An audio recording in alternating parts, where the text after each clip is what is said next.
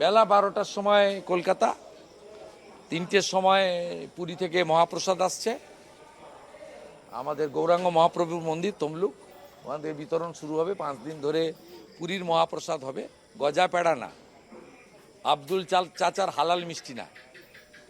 আর বিকেল 4টার সময় ইস্কন মেছেদার রথযাত্রা, 1 লক্ষ লোক নিয়ে হবে। এছাড়া আপনি আগে বলেছিলেন যে আপনি আমার মাসির বাড়িতে রথ যতদিন থাকবে গোটা বাংলায় ডাক আছে। সে মালদার মথুরাপুর মানিকচকেরও ডাক আছে, দুনিয়ার ডাক আছে, হুগলিরও ডাক আছে, সব জায়গায় ডাক আছে। অতএব আমরা বরাবর করি, নতুন করব, কারণ হালি হিন্দু সাজার জন্য। কি ভিডিওটি দেখে আপনারা কিছু বুঝতে পারলেন দর্শক বন্ধুরা? যদি না বুঝে থাকেন তাহলে আমি সম্পূর্ণ আপনাদের বুঝিয়ে দিচ্ছি। নমস্কার বন্ধুরা, আমি শিপক দাস, আপনারা দেখছেন সঙ্গে শিপক।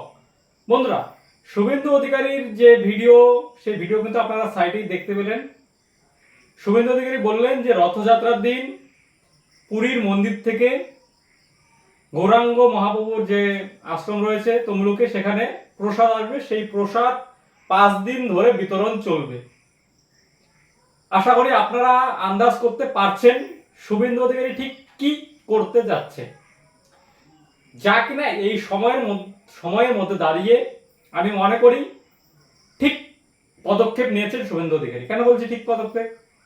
কারণ এই সময় দাঁড়িয়ে দীঘার জগন্নাথ মন্দির উদ্বোধন করে মমতা ব্যানার্জি তার সেই প্রসাদ বাড়ি বাড়ি পাঠিয়ে নিজেকে হিন্দু দরদি প্রমাণ করার চেষ্টা করছেন। কিন্তু ভোটের আগে যে মমতা ব্যানার্জি ভোটের যে লড়ার যে খরচ, অর্থাৎ ভোটে নির্বাচনে লড়তে গেলে যে টাকা খরচ হয়, সেই টাকা কিন্তু তোলার পরিকল্পনা করেছে মমতা ব্যানার্জি। কিভাবে? 42 কোটি টাকা স্যাংশন করে মানুষের প্রতিটি বাড়ি বাড়ি দীঘার প্রসাদের নাম করে মিষ্টির দোকান থেকে মিষ্টি নিয়ে মানুষের বাড়ি বাড়ি পৌঁছে দিয়ে সেখানেও 42 কোটির মধ্যে 15 কোটির উপরে কাটমানি খাচ্ছে। কেমন করে? আপনারা ভাবছেন আমার বাড়িতে আমি প্রসাদ পেয়েছি। ভাবুন, একটি করে বাড়ি প্রতি একটা করে প্যাকেট প্রতি প্রসাদের জন্য 21 টাকা বরাদ্দ হয়েছে। সেই জায়গায় মমতা ব্যানার্জি দল তৃণমূল কংগ্রেস এই প্রসাদ রেশনের মাধ্যমে বাড়ানোর কথা থাকলেও তৃণমূল কংগ্রেসের কর্মী সমর্থকরা নিজেরা বরাদ নিচ্ছে। সেই মিষ্টির যে প্রসাদের প্যাকেটের মধ্যে দেখা যাচ্ছে 5 টাকার একটি গজা, 5 টাকার একটা সন্দেশ, 10 টাকা, আর ওই প্যাকেট একটা ফটো খরচ দিয়ে 2-3 টাকা, অর্থাৎ 21 টাকা বরাদ্দ হয়েছে, কিন্তু তার অর্ধেক খরচ হচ্ছে। তাহলে বুঝুন 42 কোটি টাকার মধ্যে কত টাকা তৃণমূল কংগ্রেসের পকেটে যাচ্ছে কাটমানি হিসাবে। আর ঠিক এই সময় মমতা ব্যানার্জি যখন নিজেকে সফট হিন্দুত্ব প্রমাণ করার চেষ্টা করে নিজের দলের কোষাগারে কাটমানি ঢোকাচ্ছে, ঠিক সেই সময় বড় চাল ছেড়ে দিলেন শুভেন্দু অধিকারী। কিভাবে? শুভেন্দু অধিকারী প্রমাণ করলেন যে তিনি যে হিন্দুত্ব নিয়ে লড়ছেন এবং প্রসাদ নিয়ে যে অনাচার হচ্ছে, তার জন্য শুভেন্দু অধিকারী দীঘা জগন্নাথ মন্দিরের ওটা তো মন্দির, আর প্রকৃতপক্ষে জগন্নাথ ধাম হলো পুরীতে, আর সেই পুরী থেকে জগন্নাথ ধামের মহাপ্রসাদ এনে শুভেন্দু অধিকারী কিন্তু তা বাংলার বাড়ি বাড়ি বিলি করার একটা পরিকল্পনা করেছেন। মোটামুটি আপনারা ভিডিওর শুভেন্দু অধিকারীর বক্তব্যে আপনারা দেখতে পেলেন যে 5 দিন ধরে মহাপ্রসাদ বিতরণ হবে। মমতা ব্যানার্জি বাড়ি বাড়ি গজা আর সন্দেশ পাঠিয়ে মহাপ্রসাদ নাম দিয়ে চালাচ্ছেন, কিন্তু মমতা ব্যানার্জির তো জেনে রাখা দরকার, বিশ্বের মধ্যে যদি কোথাও মহাপ্রসাদ হয়ে থাকে জগন্নাথ দেবের সেই ধামে পুরীতে, তাছাড়া কোথাও মহাপ্রসাদ হয় না। তাই শুভেন্দু অধিকারী সেই পুরী থেকে জগন্নাথ ধামের প্রসাদ এনে বাঙালি হিন্দুদের বাড়ি বাড়ি পৌঁছে দিয়ে তিনি যে হিন্দুত্বের সনাতনীদের যে দাবি নিয়ে লড়ছেন, তা কিন্তু আবারও প্রমাণ করে দিচ্ছেন।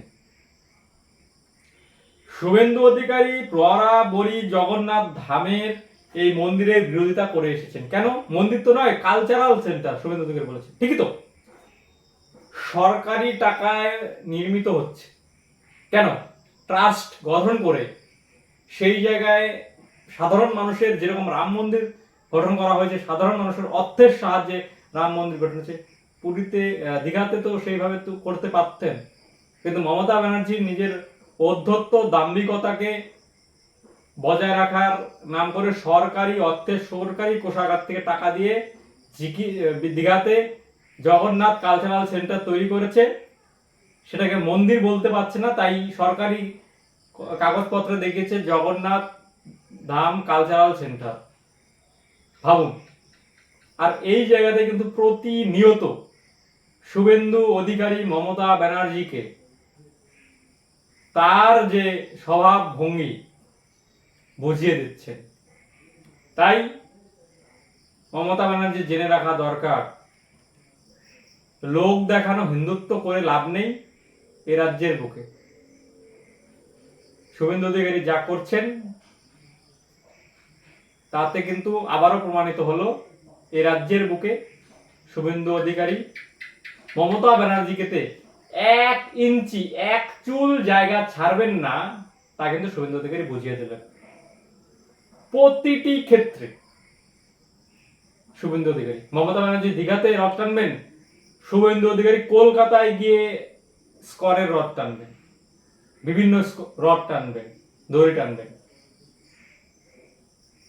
যতই তুমি চেষ্টা করো, সারা বছর ধরে সনাতনীদের নিধন করে ভোটের আগে সনাতনীদের রক্ষাকর্তা সাজার চেষ্টা করবে বাংলার মানুষ, শুভেন্দু অধিকারী তা চুপ করে মেনে নিবে, সহ্য করবে, ছেড়ে দিবে?